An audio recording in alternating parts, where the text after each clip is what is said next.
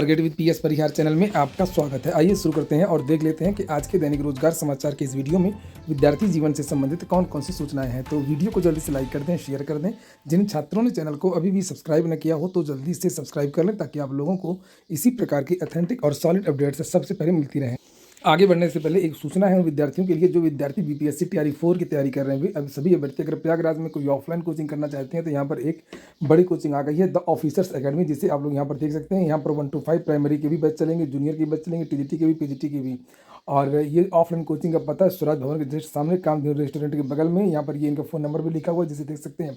भारत के सर्वश्रेष्ठ शिक्षकों की ये टीम है पूरी, ये आपको पढ़ाएगी और साथ में उचित गाइडेंस भी देगी। लिखा भी है नीचे, पढ़े उनसे जिन्होंने 1 लाख से ज़्यादा छात्रों को सरकारी शिक्षक बनने में मदद की है। और यहाँ पर रजिस्ट्रेशन शुरू हो चुकी हैं और 23 फरवरी से बैच स्टार्ट हो रहे हैं। चलिए शुरू करते हैं। और ये देख सकते हैं, सबसे पहले चर्चा हम लोग कर लेते हैं नई टीजीटी पीजीटी पीआरटी वैकेंसी को लेकर के। इसके बारे में मैंने कल शाम को ही आपको जानकारी दी थी कि प्रयागराज में विद्यार्थियों ने ये ज्ञापन दिया है मुख्यमंत्री को वाया जिलाधिकारी, जिसे आप लोग यहाँ पर देख सकते हैं। ये लिखा हुआ प्रदेश में प्रशिक्षित स्नातक शिक्षक, टीजीटी प्रवक्ता, समग्र पीजीटी, असिस्टेंट प्रोफेसर, प्रधानाचार्य, प्राथमिक एवं जूनियर शिक्षक भर्ती के रिक्त पदों पर भर्ती के लिए तत्काल विज्ञापन जारी किए जाने की मांग मुख्यमंत्री से की गई है। मुख्यमंत्री को भेजे पत्र में बताया गया है कि माध्यमिक शिक्षा मंत्री श्रीमती गुलाबो देवी द्वारा सदन में दिए गए बयान के अनुसार प्रदेश में अशासकीय सहायता प्राप्त माध्यमिक विद्यालयों में शिक्षकों के तथा प्रधानाचार्य के 2300 पदों का अधियाचन शिक्षा निदेशालय को प्राप्त हो चुका है, जिसके परीक्षण की प्रक्रिया चल रही है। इसके अलावा प्रतियोगियों के प्रतिनिधिमंडल ने कहा है कि प्राथमिक शिक्षक भर्ती का पिछले 7 सालों से कोई विज्ञापन जारी नहीं हुआ है। 68,500 की 27,713 सीटें अभी भी रिक्त बताई जा रही हैं, जबकि शिक्षा मित्रों का समायोजन निरस्त होने के बाद 51,112 पद भी रिक्त हैं। इस प्रकार दावा किया गया है कि बेसिक और माध्यमिक मिला करके लगभग 1 लाख से अधिक पद रिक्त हैं। तो ये मांग की गई है मुख्यमंत्री जी। ये वो ज्ञापन है जो कल दिया गया, जिसे आप लोग यहाँ पर ये देख सकते हैं। अगली सूचना स्वास्थ्य शिक्षा अधिकारी भर्ती की है। सूचना के अधिकार के तहत जानकारी मांगी गई है। हालांकि उत्तर प्रदेश लोक सेवा आयोग को अपनी तरफ से पहल करना चाहिए। इतनी सारी आरटीआई पहुँचती रहती हैं और उसको खुद मालूम होना चाहिए कि विद्यार्थी क्या चाहते हैं, कितने आवेदन हुए हैं, सिलेबस क्या है, ये सारी जानकारियाँ उसको वेबसाइट में पहले ही अपडेट कर देना चाहिए, या ट्विटर हैंडल हो या अपनी वेबसाइट हो, जैसे भी हो। और विद्यार्थियों ने ये जानकारी प्राप्त की है कि जो स्वास्थ्य शिक्षा अधिकारी का विज्ञापन जारी हुआ था लगभग 221 पदों पर, जो संयुक्त विज्ञापन था जिसमें बहुत सारे पद थे, उस भर्ती में कितने आवेदन हुए। तो यहाँ पर जानकारी दी गई है कि कुल 1,24,804 अभ्यर्थियों ने ऑनलाइन आवेदन किया है। सिलेबस आदि के बारे में कहा गया है, इसके बारे में पृथक से सूचना प्रदान की जाएगी। अगली सूचना है डीएलएड की। देख रहे हैं आप लोग, पिछले 8 साल से प्राथमिक शिक्षक भर्ती का विज्ञापन जारी नहीं हुआ है। विद्यार्थी कहीं ज्ञापन दे रहे हैं, कहीं ट्विटर पर अभियान चला रहे हैं, कहीं कुछ कर रहे हैं। और यहाँ पर उसी का ये प्रभाव है कि जो डीएलएड विद्यालय है वहाँ पर ताला लगने वाला है। और डीएलएड में अभी प्रवेश प्रक्रिया पूरे प्रदेश की भी समाप्त हुई है और आधे से अधिक सीटें खाली रह गई हैं। 239 यानी कि 2,39,000 सीटें थी पूरे प्रदेश में। पूरी काउंसलिंग हो गई है। 1,57,000 पद जो हैं वो रिक्त रह गए हैं। केवल 82,000 छात्रों ने ही प्रवेश लिया है। अब ये डीएलएड वगैरह का पहले क्रेज़ था कि भाई अगर किसी ने बीटीसी कर लिया तो नौकरी की गारंटी रहती थी, और उसमें बिना परीक्षा के पहले बुला लिया जाता था कि किस साल का बैच है, सीधे नौकरी दे दी जाती थी। उसके बाद में फिर एग्ज़ाम होने लगा, सुपर टेट वगैरह होने लगा, फिर विद्यार्थियों को नौकरी मिलने लगी। फिर डीएलएड के छात्रों को लगा कि शायद बीएड के विद्यार्थी हट गए हैं, प्राइमरी में केवल 1 to 5 में डीएलएड ही रहेगा, तो बड़ी खुशी हुई कि शायद कंपटीशन कम हो जाएगा, फिर मौका मिलेगा। लेकिन 9 साल से भर्ती ही नहीं आई, और यही कारण है कि अब विद्यार्थियों का जो मुंह भंग हो गया है। लिखा भी है, डीएलएड में प्रवेश प्रक्रिया के 2 चरण पूरे होने के बाद बड़ी संख्या सीटें रिक्त रह गई हैं और कुल 2,39,500 सीटों में से 10,600 सीटें डायट की हैं, जबकि 2,28,900 सीटें निजी एवं अल्पसंख्यक संस्थानों की हैं। आपने देखा होगा कि जब अभी ये काउंसलिंग चल रही थी तो बहुत सारे विद्यालयों ने फीस भी कम कर दी थी, और कोई 45,000, कोई 50,000, कोई 40,000 इस तरीके की फ़ीस कर दिया था कि किसी तरीके से इनकी सीट फुल हो जाए। तब पर भी सीटें फुल नहीं हुई। तो किसी विद्यालय में बहुत सारे शिक्षक रहते हैं, कर्मचारी रहते हैं, संकट तो खड़ा ही होगा। और ये सब भर्ती ना आने की वजह से ये, अगर भर्ती हर साल आती 10-15 हज़ार हर साल आती जिस तरीके से ये पीसीएस की वैकेंसी आती है, आईएएस की वैकेंसी आती है, एसएससी, सीजीएल, सीएचएसएल, सीजीएल वगैरह की वैकेंसीज आती हैं, उस तरीके से अगर हर साल जितने शिक्षक रिटायर होते हैं, हर विभागों में ऐसा होता है, लेकिन यहाँ पर नहीं होता। जितने शिक्षक रिटायर होते हैं उस तरीके से यहाँ पर क्रम से भर्तियाँ अगर निकलें तो ये स्थिति कहीं नहीं होती। विद्यार्थी भी हताश और निराश नहीं होते, विद्यालय भी हताश और निराश नहीं होते।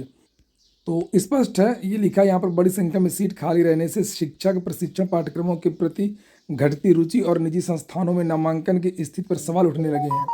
चलिए छोड़िए, कुछ और चीज़ें देखते हैं। और 13,500 गृह रक्षकों की भर्ती होगी। नए वित्तीय वर्ष में गृह रक्षक के 13,500 नए पदों पर भर्ती होगी। गृह विभाग ने इसकी मंजूरी दे दी है। इन पदों को लेकर के जल्द ही ऑनलाइन आवेदन लिए जाएंगे। विभाग ने बीते साल भी 15,000 गृह रक्षकों की भर्ती निकाली थी। बात बिहार की हो रही है, जिसके मुकाबले 14,438 अभ्यर्थियों का चयन किया जा रहा है।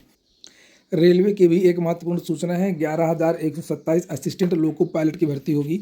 2 दिन पहले एक नोटिस वायरल हुई थी, आपने देखा भी होगा, मैंने वीडियो भी उस पर बनाया था, जिसमें पूरी जानकारी दी गई थी कि कहाँ से कितने पद हैं। और ये लिखा, भारतीय रेलवे में सरकारी नौकरी का सपना देख रहे तकनीकी योग्यता वाले युवाओं के लिए खुशखबरी है। रेल मंत्रालय ने उत्तर मध्य रेलवे समेत देश भर के 17 रेल जोन में वर्ष 2026 के दौरान सहायक लोको पायलट के रिक्त पदों को भरने की मंजूरी दे दी है। बोर्ड द्वारा जारी आधिकारिक पत्र के अनुसार देश भर के विभिन्न जोनल रेलवे में कुल 11,127 पदों पर भर्ती के लिए अधिसूचना जारी करने की मंजूरी दे दी गई है। उत्तर मध्य रेलवे की बात करें तो 457 पदों पर नियुक्ति की प्रक्रिया होगी। तो यहाँ पर ये दिया गया किस जोन में कितने पद हैं, जिसे आप लोग यहाँ पर देख सकते हैं। भर्ती की प्रक्रिया को लेकर के जानकारी दी गई है कि 1 सप्ताह में प्रक्रिया शुरू होगी। बोर्ड के कार्यकारी निदेशक शत्रुघ्न बोहरा द्वारा जारी पत्र में सभी जोनल रेलवे को निर्देश दिया गया है कि वे 1 सप्ताह के भीतर भर्ती की प्रक्रिया फाइनल इंडेंट पूरी करें। यह भर्ती आरआरबी बेंगलुरु के माध्यम से केंद्रीयकृत रोजगार अधिसूचना के तहत आयोजित की जाएगी, जिसमें आवेदन की तारीख, शैक्षणिक योग्यता, आयु सीमा के बारे में विस्तृत जानकारी दी जाएगी। आप लोगों ने वीडियो को लाइक ना किया हो तो वीडियो को लाइक अवश्य कर दिया करें। सभी छात्र कहना ना पड़ा करें। झारखंड पब्लिक सर्विस कमीशन, उम्र सीमा में 4 साल की छूट मिलेगी। झारखंड लोक सेवा आयोग की सिविल सेवा परीक्षा के लिए आवेदन करने की उम्र सीमा में राज्य सरकार ने 4 साल की छूट दे दी है। आवेदन करने के लिए उम्र सीमा का कट ऑफ 1 अगस्त 2022 कर दिया गया है।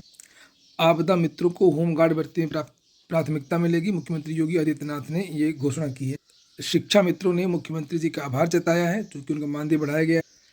टीईटी की अनिवार्यता के विरोध में बैठक भी हुई है। मेजा प्रयागराज की बात हो रही है। परिषदीय विद्यालयों में सुप्रीम कोर्ट द्वारा टीईटी अनिवार्य किए जाने पर शिक्षकों में नाराजगी है। विकासखंड उरुआ के विभिन्न विद्यालयों के शिक्षकों ने बैठक करके सुप्रीम कोर्ट के निर्णय पर दुख जताया। एयरफोर्स स्कूल मनौरी प्रयागराज से एक वैकेंसी आई है प्रिंसिपल की। इसको भी आप लोग देख सकते हैं, समाचार पत्र में जानकारी दी गई है। अधिक जानकारी के लिए यहाँ पर एक वेबसाइट है, इसको भी आप लोग देख सकते हैं। कार्यालय महर्षि वशिष्ठ स्वशासी राज्य चिकित्सा महाविद्यालय बस्ती से भी वैकेंसी आई है, और ये वैकेंसी है कॉलेज ऑफ नर्सिंग में संविदा के आधार पर नर्सिंग शिक्षकों की, ट्यूटर आदि की।